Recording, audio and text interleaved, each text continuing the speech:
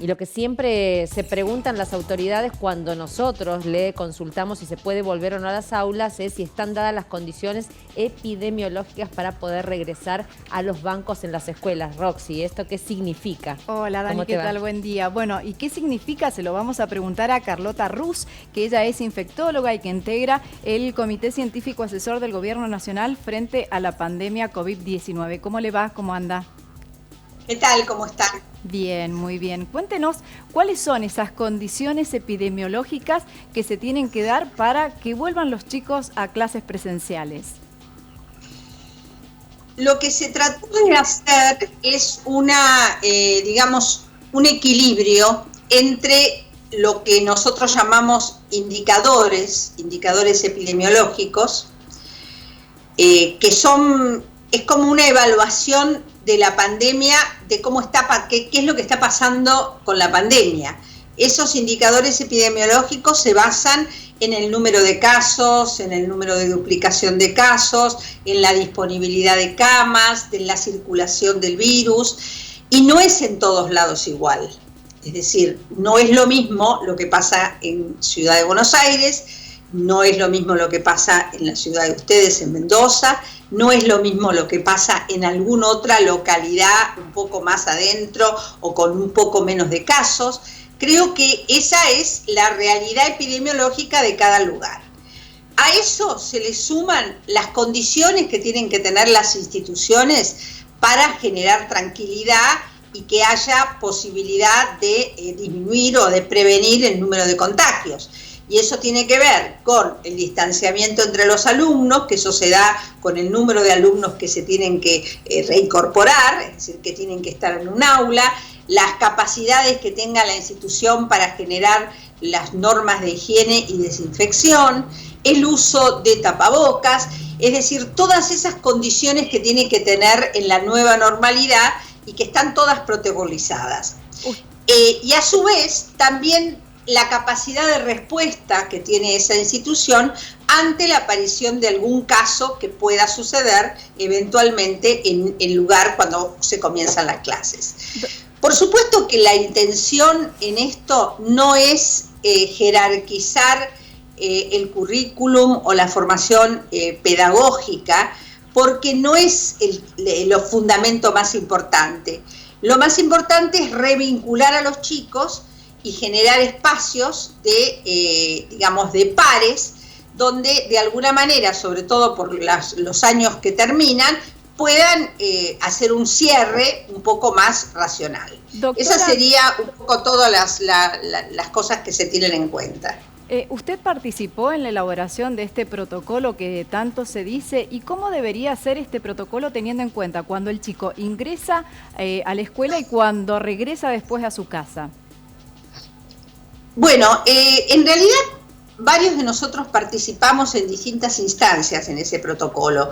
Es decir, el protocolo que unió, digamos, los gremios, todas las instancias, que es un protocolo que se hizo hace 2 meses. En ese protocolo yo no participé como experta, pero sí ahora se me convocó para opinar sobre estos marcadores epidemiológicos. Nosotros siempre podemos dar una opinión de nuestra, digamos, particularidad. Yo particularmente soy también infectóloga pediatra y conozco muy bien el tema, pero son opiniones. Las decisiones siempre la toma, en el caso del digamos, el ministro digamos, sanitario del lugar, que en este caso puede ser el ministro de Salud o puede ser un asesor, todo lo que cada uno de los lugares determine, y además siempre con la gente de educación. Lo más importante es que debe haber consenso entre los niños, los padres y los docentes. Y eso es lo que está demorando un poco todo esto, ¿no? Es decir, ¿qué condiciones? Las condiciones es que no se va a volver al colegio como era antes. A la entrada tiene que haber todo un protocolo de entrada, que en algunos casos se tomará la fiebre, en otros no. No van a circular libremente los niños, sino que van a tener como una especie de circuito especial donde va a ser para un solo lado. Van a usar todos tapaboca. La higiene va a ser muy intensa, digamos, tiene que, después de estar en su espacio, que es su escritorio, va a tener que estar con sus cosas, no compartir elementos. Y bueno, en una primera etapa serán menos chicos y menos horas. Y cada uno de los colegios hará su experiencia en base a la disponibilidad física que tenga, porque cada colegio va a tener un espacio.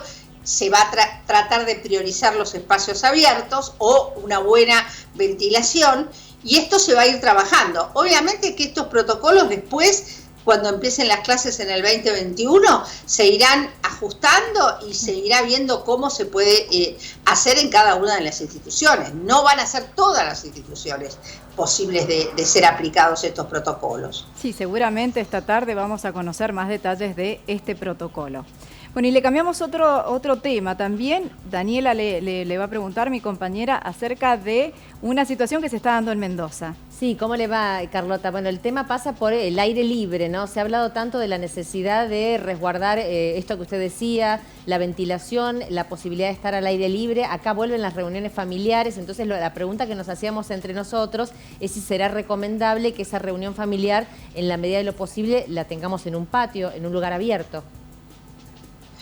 Sí, es recomendable en la medida de lo posible, y también es recomendable usar el barbijo, es decir, los tapabocas. Por más que estemos en un núcleo familiar conocido, en los que no conviven habitualmente, es decir, algún, digamos, familiar que no vive con uno, hay que tratar de seguir usando los tapabocas, por más de que uno crea que, bueno, si es mi hija que hace mucho que no la veo, o si es mi nuera, mi yerno, todos tienen que tratar de usar tapabocas, establecer distancias en la medida de lo posible, y obviamente si se puede priorizar el espacio al aire libre, mejor.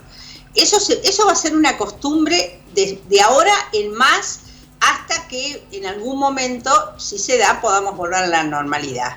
Pero eso va a ser así, no van a ser las reuniones de antes, a los abrazos, a los besos, digamos, todas esas cosas ya no van a pasar.